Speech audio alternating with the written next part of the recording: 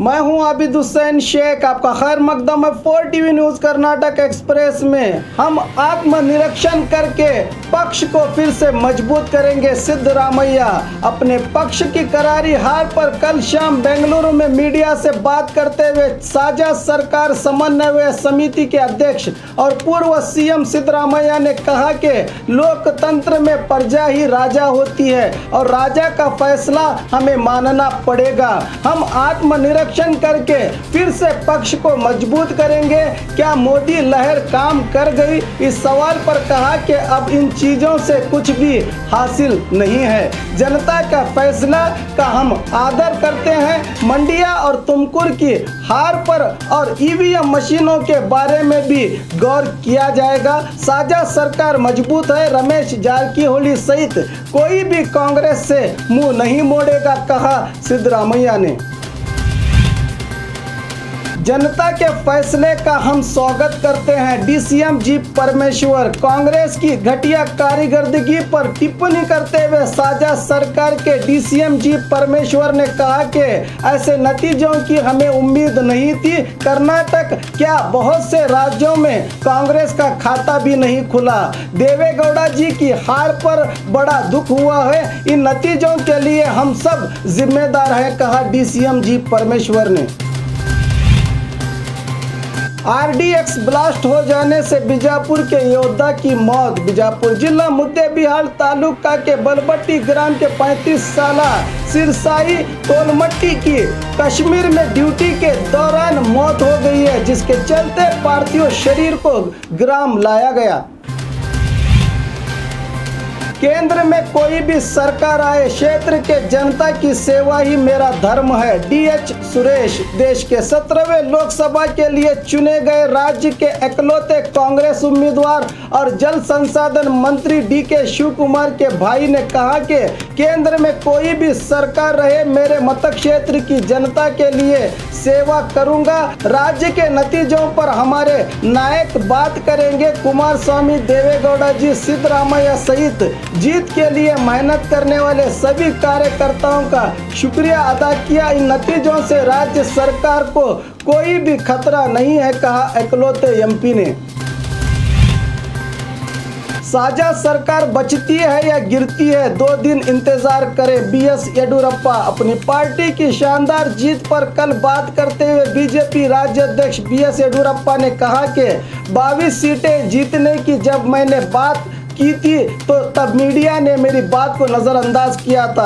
आज नतीजा सबके सामने है। सबसे पहले मैं राज्य की जनता का सर झुकाकर आभार प्रकट करता हूं। सुमलता की जीत सारे महिलाओं की जीत है। इसी महीने की 26 तारीख को नरेंद्र मोदी जी शपथ लेंगे। उसके बाद हाईकमान से चर्चा करके आगे की रणनीति तय करेंगे, कहा बीएस येडियुरप्पा ने।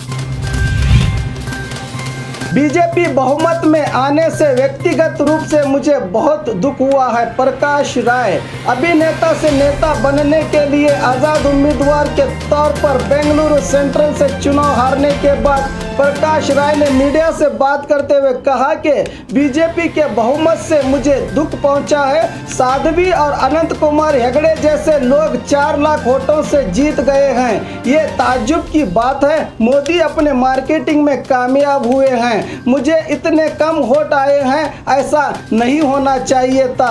एक सामान्य प्रजा की हैसियत से मेरा आतंक और बढ़ गया है, कहा प्रकाश राय ने।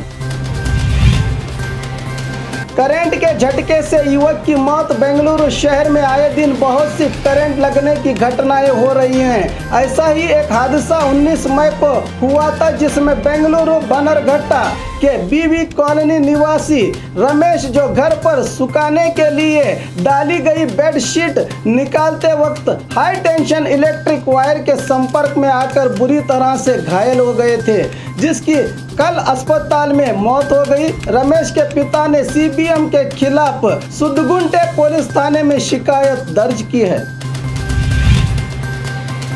अपनी गलतियों को सुधारने के लिए मैं तैयार हूं। मल्लिकार्जुन खड़गे। देश और राज्य में कांग्रेस पिछड़ गई है। हार जीत लोकतंत्र के दो पहलू हैं। जनता ने मेरे खिलाफ फैसला दिया है, इसको मानना पड़ेगा। मैं अपनी हार के लिए ईवीएम मशीनों को दोष नहीं दूंगा, लेकिन ईवीएम मशीनों पर शक बहुत पहले ही से आ रहा है। इन नतीजों का असर राज्य सरकार पर बिल्कुल नहीं पड़ेगा, कहा कांग्रेस वरिष्ठ खड़गे ने।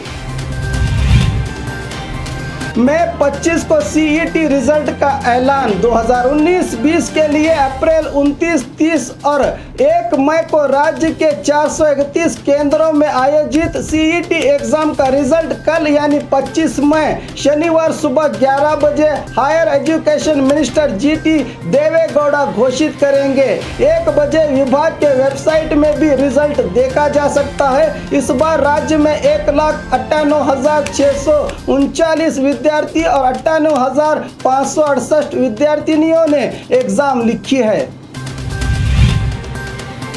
ग्राम पंचायत पीडीओ एसीबी की गिरफ्त में। बसव वसति योजना के तहत अनुदान जारी करने के लिए 12,000 रुपये लेते समय बीदर तालुका यदलापुर ग्राम पंचायत पीडीओ संगीता देशमुख को एसीबी कलबुर्गी एसपी ज्योति के नेतृत्व में रंगे हाथ दबोच लिया गया। गोविंद नामक व्यक्ति ने एसीबी में शिकायत दर्ज की थी। केपीसीसी प्रचार समिति अध्यक्ष स्थान से इस्तीफे की घोषणा। आज हुबली के एक होटल में प्रेस मीट में बात करते हुए कांग्रेस नायक एच.के. पाटिल ने इस लोकसभा चुनाव में कांग्रेस की खराब कारकर्दगी पर खुद जिम्मेदारी उठाते हुए केपीसीसी प्रचार समिति अध्यक्ष के पद से इस्तीफा देने की बात कही। कहा कि जनता के फैसले की हमको कदर करनी चाहिए। ऐसे हालत में राज्य सरकार पर खतरा मंडरा रहा है, इसीलिए पहले इस खतरे से निपटने के लिए कोशिश करनी होगी। राहुल गांधी को इस्तीफा भेजने की बात कही एच.के. पाटिल ने। और खबरों के लिए देखते रहिए 4 TV news Karnataka express. Baghmare social group foundation की एक और सौगात। हमारी सेवा गरीबों के लिए। बाघमारे सोशल ग्रुप फाउंडेशन की ओर से जरूरतमंद और गरीबों की सेवा के लिए बीजापुर में एक और सौगात ला रहे हैं। अस्पताल गरीबों का। फाउंडेशन के सदर शकील बाघमारे के नेतृत्व में शुरू हो रही इस अस्पताल में जहां आजकल महंगा इलाज से गरीब परेशान और कर्ज में मुब्तला हो रहे हैं, इसी को देखते हुए जरूरतमंदों का सहारा और हमदर्दी की मिसाल बनने के लिए आप भी अगर इस नेक काम में मदद करना चाहते हैं तो नीचे दिए हुए अकाउंट नंबर पर या इस पेटीएम नंबर पर भी आपसे जो हो सके सवाब के नेक नियत से चाहे हो थोड़ा ही सही इन गरीबों के लिए बड़ी मदद होगी। न जाने हमारा इस काम में लगाया हुआ रुपया किसी की जिंदगी में खुशियां लाकर हमारी दुनिया और आखिरत दोनों संवार दे।